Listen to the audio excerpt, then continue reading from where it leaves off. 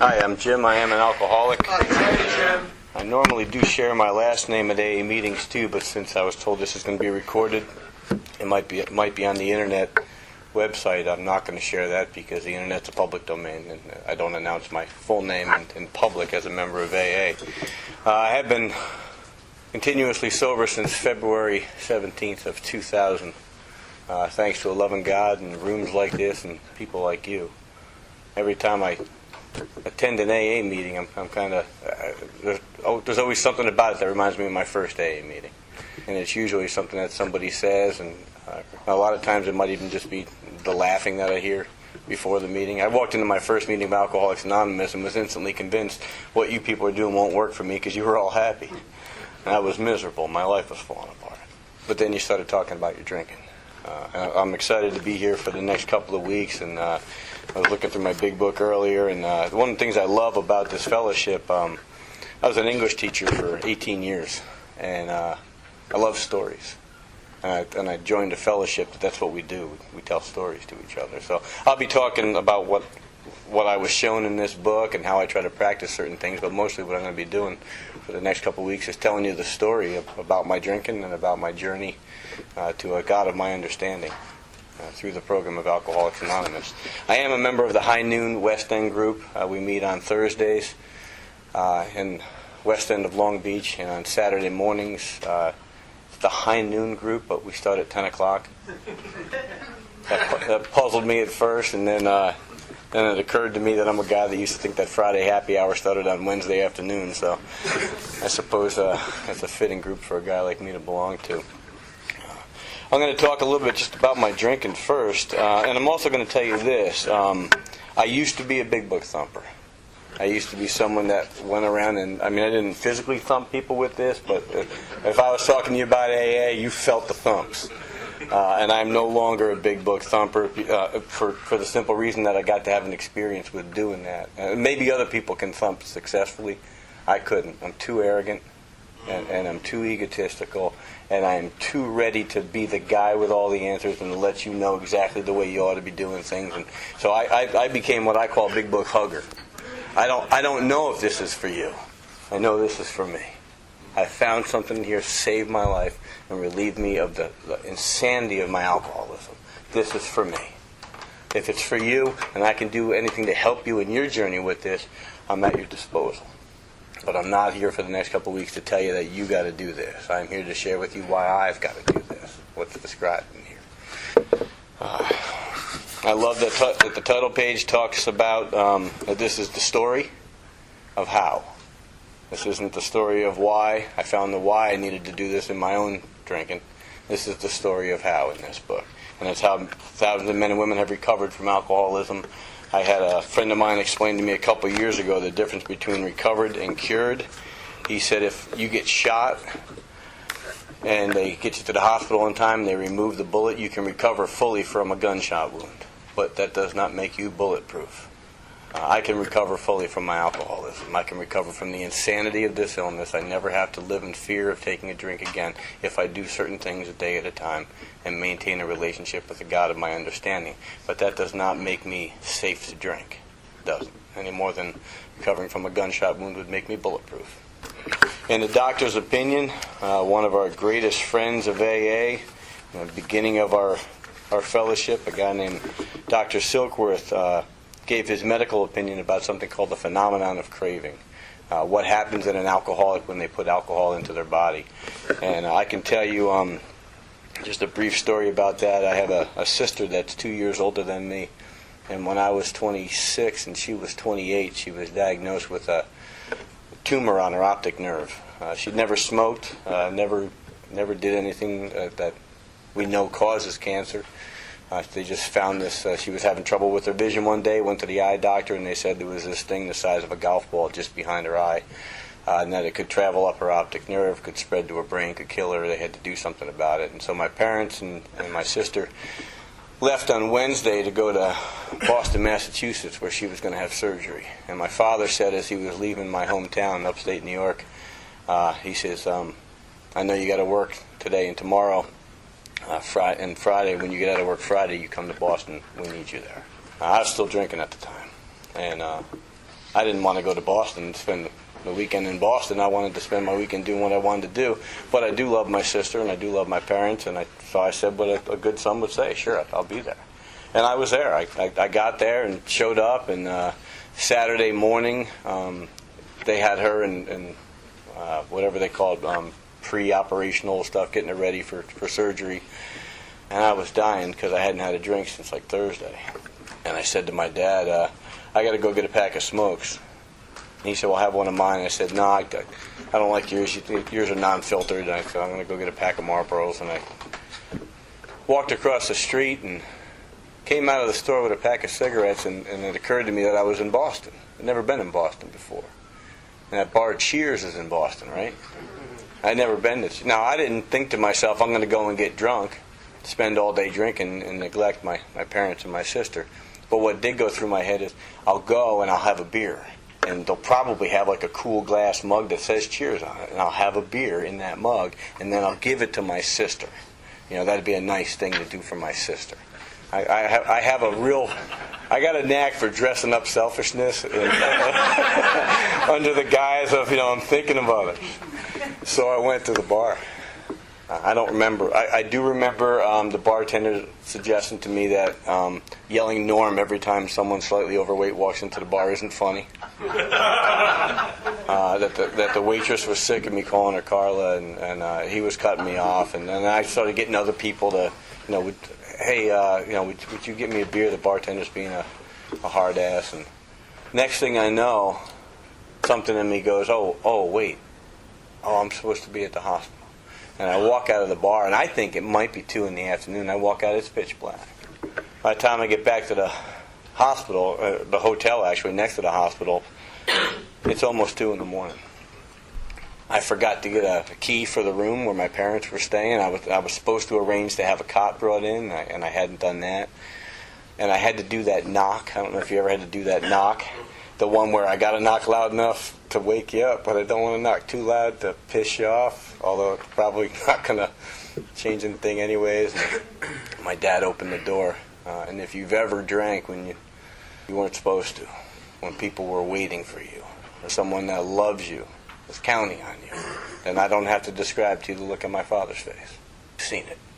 And he just shook his head, said something about, did you get a cot? And I said, no, I'm all right, I don't need it. He says, where are you going to sleep? And I walked past him, and I took off my winter coat, and I balled it up on the floor, and I laid down, put my head on, and fell asleep, and woke up in the morning with my father nudging me with his foot. That wasn't my plan. I was going to have a beer, and I was going to bring my sister a mug. And I wasn't lying about that as far as that being my intentions. I did not yet understand that when an alcoholic puts alcohol in their body, how much they drink isn't up to the alcoholic. It's up to their alcoholism. I drink until my drinking's done with me, not when I'm done drinking. I didn't understand that because, number one, nobody had ever talked to me about alcoholism, and number two, even if you had, it doesn't apply to me. I'm not an alcoholic. I just drink too much sometimes. Silkworth was an interesting guy. He understood that despite all his medical training, there was something that most alcoholics needed called an entire psychic change. And he talked about that as being necessary for people to get over this fatal disease. And he said that once that psychic change occurred, he says here, the very same person who seemed doomed suddenly finds himself easily able to control his desire for alcohol, the only effort necessary being that required to follow a few simple rules. But I think what I like best about the doctor's opinion, if you read it through to the end, he says, I earnestly advise every alcoholic to read this book through, and though perhaps he came to scoff, he may remain to pray. This is a man of science and a man of medicine. His final word on alcoholism, pray. That's what he has to say about this deal. I like Bill's story a lot. In particular, I identified with the 3 different things that Bill tried to stop his drinking. He tried high resolve. He finally saw, oh my God, my drinking is out of control. I got to do something about this. I saw that by the time I was in my early 20s. In my late 20s, still drinking, still going to get a handle on this, still got to find a way to do something about this. Finally decided maybe I just need to stop completely. I need to not drink. And I would still drink. And part of that had to do with another aspect of the illness of alcoholism that I've suffered from. mental blank spots, mental obsessions. It appears differently in different people, but it's the inability of an alcoholic's mind to hold that decision not to pick up the first drink. Now, I've had a lot of people in AA say to me, in AA, we just don't pick up the first drink. That's not the AA that I was 12-stepped into. I was 12-stepped into an Alcoholics Anonymous where I can't not pick up the first drink. I can't not do that. I do it even when I don't want to do it. Quick story about that. My fiance, when I was in my late 20s, sitting across from me one morning at breakfast. I look up at her from my coffee. She's having breakfast. I'm having coffee. And she's crying. I said, "What's the matter with you?" She says, "I miss you." Talking about it. I'm sitting right here. No, I miss I miss us. She says, it's been like a month since we've spent any kind of time together, had any intimacy. You're passing out on the couch every night or not even coming home until 3 in the morning. Could you come home sober tonight? And I realized what she was saying. Come home and we'll have a nice romantic evening. I couldn't believe she was telling me it had been a month. It's been that long. So I went to work that day, and I had a night class that night. And I told her I'll come straight home after my night class. She said, "Okay, great, I'll make a late dinner." And all day long, I didn't think about drinking. I thought about my wonderful fiancée I was going to go home to that night. I thought about the fact that I had been neglecting her for a month. I thought about how much I was looking forward to getting home that night and making love to the woman of my dreams. Got out of my night class, put the key in the ignition, and here's what my brain did. First thought is, all right, I promised her I'd go straight home. Now, a couple of guys that I would sometimes drink with after class, they had invited me to go get a picture with them, and I had told them no, going home. Now the key's in the ignition. First thought, told her I wouldn't drink tonight. Second thought, something like, I'm not going to drink tonight because she doesn't want me to drink tonight. Third thought was something like, he's trying to control me. And then my thoughts started going to like all these stupid talk shows that I never watch. Because every time I would watch even 30 seconds of them, Montel Williams, Ricky Lake, all these different shows that were on back in the late 80s, early 90s, it was always the same problem. One person's trying to control the other person.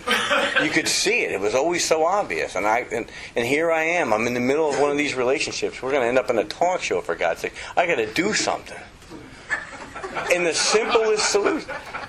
You understand this kind of thing, don't you, Paulie? The simplest solution was just crystal clear. It was in the best interest of our relationship that I go have a beer.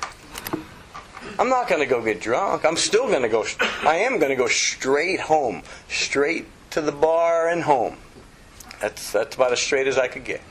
Walked into the bar, a couple of guys sitting there that had invited me. They said, "What are you doing here?" I said, "I came to have a beer." They said, "Well, grab a mug." So I grab a mug, fill it up. You know the rule. You drink out of a pitcher, you got to buy one, right? And that's a rule. At least where I come from, that's a rule. If you drink out of a pitcher, you walk into a bar, you got to go refill that pitcher, especially if you empty it, and I just emptied it. So I refilled, I come back, they're putting their coats on. What are you guys doing? They weren't alcoholics. They had just come for a beer. They were going home. I said, "But I just bought another pitcher." They said, "Well, we didn't ask you to do that. We're going home." "Well, what am I supposed to do with this?" I said, "Well, drink it." Well, never let it be said that I can't take a suggestion. Here we go. I got home at 2 o'clock in the morning. I talked a minute ago about the look on my father's face. Here's another thing some of you might be familiar with. Someone that you love in bed, and you promised them that you would come home sober. And they're still awake, and you know they're still awake because their body is shaking slightly with the sobs. And you know better than to touch them or say anything. Just get into bed and go to sleep. Morning you don't make eye contact. If you had asked me the next day, "Why'd you drink last night?" I would not have said, "Well, see, I'm victim of a insidious malady where I don't have the sufficient mental capacity to resist the first drink." I probably would have told you something else like I'm an idiot or I'm a jerk or maybe the truth. I don't know. That was usually the truth. "Why'd you drink?" "You said you weren't going to drink. Why'd you drink?" "I don't know." That's scary stuff. When my sponsor showed me that stuff, by going through this book with me and sharing his experience and drawing out from me the stories of my drinking, and I heard myself tell that kind of story and realizing that I drank against my own will. How is my willpower going to save me if I drink against my own will? If my will is not to drink, and I drink anyways, how is not drinking in the form of willpower going to save me? It's just not going to do it. So Bill talks about high resolve. I had high resolve all day that day. That didn't work. Then Bill talks about self-knowledge in his story. I tried some of that. When I first came to AA, at some meetings I would go to, people would talk about, you got to know your triggers. You got to know, what is it that makes you want to drink? And I would listen in meetings, and I'd hear people talk about stress and resentment and anger and, relationships and all this stuff, and I'd think, yeah, those are my triggers. But when I got my sponsor that went through this book with me, he said, well, did you ever drink when you were happy? Yeah. Did you ever drink when you got a new job? Yeah. Did you ever drink when you got a raise? Did you ever drink on Tuesday? Did you ever drink when things were great? He says, is there anything that didn't make you want alcohol? Wasn't your life a trigger? Maybe it was just your alcoholism that was a trigger. Maybe there's nothing external that has to happen to make you have to have a drink. Maybe there's something in you that makes you have to have a drink. How do I avoid that? How do I avoid people, places, and things when the one person, place, and thing I need to avoid is me right here with my alcoholism? I can't get away from this. What do I do then? Self-knowledge isn't going to fix me either. That's just not going to do it. And then Bill talks about stepping from the hospital a broken man after yet another spree. And he says, fear sobered me for a bit. I had that attempt myself. A couple of car wrecks. Nothing really, really serious, but coming out of a blackout in a ditch with my car at about a 70-degree angle with the nose of the car down, the back end up, and this really loud noise, and I realized it's the horn because my body weight is on the steering wheel, and I have no idea how long I've been passed out like this in this backcountry road in upstate New York. That'll scare you. That'll make you realize maybe I shouldn't have been driving blind and drunk from doing whiskey shots in an upstate New York blizzard. Maybe that's not a good idea. And since I can't control the weather, maybe I shouldn't drink. And I didn't for a few days. And then the fear fades, like it always fades, like it happened to somebody else, like it'll be different this time. So that's not a solution for me either. I suffer from an illness that tells me I don't have it. I suffer from an illness that will talk me into doing the one thing that I know I shouldn't do, and will use everything that I have at my disposal to fight it. It'll use that against me. I deserve it. I work hard. To my money. I don't have to worry about lies getting me drunk. My alcoholism will use the truth to get me drunk. I do work hard. It is my money. It's not lies. And when I say I deserve a drink, what I'm really talking about is what a drink does for me. I deserve ease and comfort. I deserve what happens to me when I put alcohol in my body. And I got to tell you, the spiritual experience that happens to me, I do deserve that. So do you. I deserve that sense of I'm okay now. Who doesn't? And I had 15 years of experience of booze doing that for me any time I wanted it. Why would I want to deny myself that? When I came to Alcoholics Anonymous, a guy shook my hand as I was leaving my first meeting. I don't remember his face and I don't remember his name. I remember the handshake and I remember what he said to me. He said, Jim, if you do what we do, you'll never have to feel this way again. And we hadn't had a conversation. He just walked up to me and said that. But I had just sat through an hour of people talking about their alcoholism, not just their drinking, but the spiritual sickness that goes along with it. It was a big book group up in Wappinger Falls, New York. And I knew, something in me knew when he said, you don't have to feel this way, even though we hadn't talked about how I was feeling, that he knew the way I was feeling. In the promises, it says that feeling of uselessness and self-pity will disappear. And it doesn't say feelings, it says that feeling. And we all go, oh yeah, that one, because we know that one. And that's what I was offered here in Alcoholics Anonymous. I'm not going to be talking a lot about drinking in the upcoming weeks, because the solution that I found in AA has nothing to do with me doing anything about my drinking. My first step is I can't do anything about my drinking. I can't do anything about my drinking. I can't think my way past the drink. I can't remember anything long enough and hard enough to keep me safe from a drink. There is nothing I can do about my drinking. If I think there's something I can do about my drinking, I have not yet admitted that I am powerless over alcohol. And I am. I've got enough experience, not at successfully staying sober, but enough experience at failing to think clearly. I'll give you one more quick little story. My first sponsor asked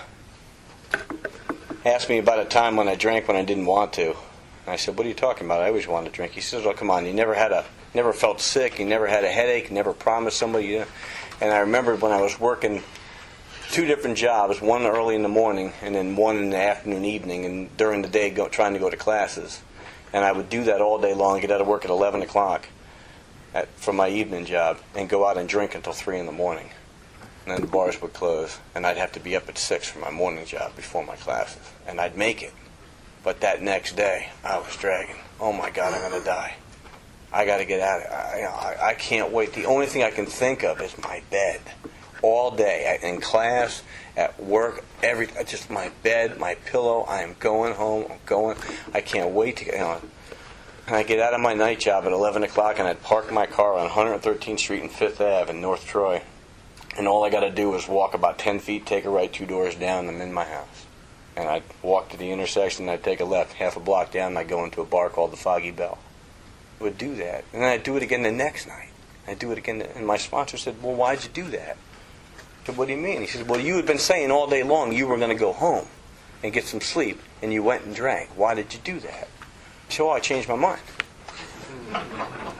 And he said, "Tell me that again." I said, "All right." And I told him it again. About the 4th time I'm telling him, I'm thinking, "Oh my God, what's wrong with this guy? Is he slow?"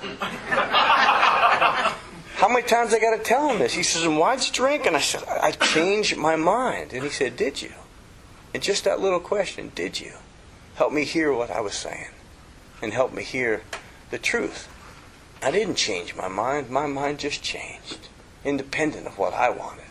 There is something in this thing that I say this and it says, "Shut up." Let's go. And we're off again. And I find myself drinking. Anybody here ever find yourself drinking? Most of my drunk dreams, I'm not struggling with, "Oh my God, am I going to drink the beer?" Most of my drunk dreams, I suddenly become aware that I can taste the beer. There's an empty on the bar and I'm on my second one. You ever have that dream? Oh, what did I do? Oh my God, what just happened? Find myself drinking. I can't defend myself against something I don't see coming. My alcoholism never shows up looking like an axe murderer. It shows up like my mother with a plate of cookies. This grizzly bear that tears me apart with these sharp, razor-sharp claws and fangs and leaves me bloody and bleeding. And the next time the thought of a drink occurs, all I remember is the soft, warm fur. Oh yeah. Oh, I love this. This is a big teddy bear. Let's hang out. I can't defend myself against that. That's just insanity. So if you want to talk more about my drinking, please share some of your stories with me. I love to hear the drinking stories that alcoholics have and the insanity of it. You talking about your insanity reminds me of mine, not so I can remember that I'm insane, but so I can remember how desperately a guy like me needs a God of my understanding in my life. But I got a 2 and 3 were simple once I got clear on 1. Second step, chapter, we agnostics. I don't lack desire. I don't lack willpower. I don't lack intelligence. I don't lack people loving me enough. I don't lack self-esteem. Those aren't I might have difficulty with those things, but that's not my alcoholism. My alcoholism is a lack of power. It says here on page 45, lack of power, that was our dilemma. We had to find a power by which we could live. Not by which I can just not drink. A power by which I can live. How do I pick what to have for breakfast? How do I talk to my children? How do I handle New York City subways? How do I do the best job that I can at the job that I go to every day? How can I handle a marriage? I need power. I don't have it. If you take a look at my track record for managing my life, you would never hire me to manage my life. You would fire me and say, "Don't let the door hit you on the butt on the way out, man." So I need power. I need direction. and I've got to find it. And it says, we had to find a power by which we could live, and it had to be a power greater than ourselves. And then the next sentence is one word: obviously. If it's not obvious yet to you, when you've gotten to this point in the book, don't go any further. My sponsor said, go back and look more at your drinking. If it's not yet obvious that you have to find a power greater than yourself, don't go forward, go back and keep looking at your drinking until it becomes obvious that you have to. And if it becomes obvious that you don't have to, well then just don't drink. That's great. And then the next question, but where and how were we to find this power? Well, that's exactly what this book is about. This book is about two things: where and how. Where am I going to find that power? It's going to tell me that on page 55. I love this. Deep down in every man, woman, and child is a fundamental idea of God. You got to be kidding me. You're going to send me looking for a God of my understanding. You're going to send me looking for a power greater than myself. And I'm going to find it where? Deep down inside me. As my sponsor likes to put it, standing in the middle of the truth. It's the only place you're going to find God. In the middle of the truth about you. Are you willing to go there? One place that an alcoholic doesn't want to go. The only way that I was willing to go to that place is to have the gun barrel of alcoholism pointed at my head. I do this or I die. Not because somebody else said it's a fatal disease, but because I looked at my own drinking. I looked at my own powerlessness over this. I do this or I die. And it says here, we can only clear the ground a bit. If our testimony helps sweep away prejudice, enables you to think honestly, and encourages you to search diligently within yourself, then if you wish, you can join us on the broad highway. And that's when I realized that's what I was going to have to do. I was given a prayer. I'll probably mention this again next week when we talk about 4. It's one of my favorite prayers for writing inventory. God, hold my ankles. I'm going in. I'm afraid I won't get back out. I don't know if anybody else had that fear about writing inventory. I'm afraid if I go in there, I'll never get out again. It is so dark in there, I will lose my way. Grab my ankles, God. Hold on to me while I go in so I can get back out again. So, am I convinced that I'm insane when it comes to drinking, that I drink when I don't want to? Am I convinced that I have to find a power greater than myself? If I am convinced of that, being convinced that I'm alcoholic and can't manage my own life, and that probably no human power could relieve my alcoholism, and God could and would if He were sought. All of you sitting sober in Alcoholics Anonymous, telling me that a God of your understanding had done that for you, gave me that last one. I believe that God could and would. Because I heard your drinking stories. And I saw it. I didn't just see that you weren't drinking. For a lot of you, I saw there was a light in your eyes. I saw that in my sponsor when I asked him to sponsor me. And he said, why me? And that shocked me. I didn't expect a question like that. I thought in AA, somebody says, will you sponsor me? You're supposed to say, okay. He said, why me? Took me off guard. So I just blurted out the truth. You got the light in your eye. He laughed at me just like that. He says, that's just the presence of God. You have it too. You just might not be aware of it yet. I could probably help you with that. So being convinced of this stuff, I was at step 3, and it was my decision to turn my will and my life over to the care of God. And then it says, just what do we mean by that, and just what do we do? And then it gives a requirement that I be convinced that my life run on self-will can hardly be a success. And from the bottom of page 60 until the middle of page 62, my sponsor read this out loud to me. I'm not going to have time to do this with you tonight. I invite you to do it. Don't do it alone, though. Pick another alcoholic. Say, hey, I'll read it to you with your name in it, and then you read it to me with my name in it so I can hear it. I'll just give you a little sample here. The first requirement is that Jim be convinced that any life run on self-will can hardly be a success. On that basis, Jim is almost always in collision with something or somebody, even though Jim's motives might be good.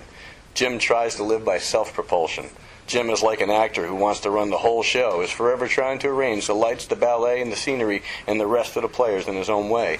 If Jim's arrangements would only stay put, if only people would do as Jim wished, the show would be great. Everybody, including Jim, would be pleased. Life would be wonderful. In trying to make these arrangements, Jim can be sometimes quite virtuous. Jim can be kind, considerate, patient, generous, even modest and self-sacrificing. On the other hand, Jim can be mean, egotistical, selfish, and dishonest. But as with most humans, he is more likely to have varied traits. And that was me. I'm a chameleon. You need me to be nice to get you to do what I want you to do? I can be nice. You need me to be a hard ass? I can be a hard ass. I will convince you that I want your happiness most of all. And it's only a slight lie, because I want your happiness almost as much as I want my own. And on page 62, it talks about selfishness and self-centeredness being the root of my troubles. And that is the truth of me. It tells me that above everything, I have to be rid of this selfishness. I must, or it could kill me. It doesn't say I have to be rid of my drinking. It stops talking about my drinking for quite some time now through this process. It starts talking about what is it between me and my fellows that is blocking me from them. What is it between me and other people on this planet that keeps me from you? My sponsor gave me a simple little formula. He said anything that keeps you from your brothers or your sisters probably blocks you from God. Since it's kind of difficult to work directly with God when you're first going through this process, we've been given a process here where you can just work on your relationships with each human being that you have a relationship with. And if there's resentment in the way, we have a way that you can clear that. And if there's fear there, we have a way that you can clear that. And as you open up the channel between you and your brothers and sisters, you'll open up a channel between you and a higher power. And he wasn't lying to me. All this stuff that I had looked at, being convinced that there was something here working in your lives, being told that that light in my sponsor's eye could show up in mine, if I would clear away some of this wreckage, I was ready. I said the third step prayer the way that it's written here. I say it on a regular basis. I don't believe I have to take the third step prayer, take the third step every day, any more than when I bought a car and I signed the contract to make the payments every month. If I miss a payment, I don't have to go sign the contract again. I just have to remember I signed the contract. Every day I remind myself I made a decision to live this way. And when I live this way, things work. And when I don't, they don't. Third step promises on the top of page 63. When we sincerely took such a position, all sorts of remarkable things followed. I'm not going to read that paragraph to you. I invite you to read it for yourself. It's enough out of me for this week. Thanks for your time.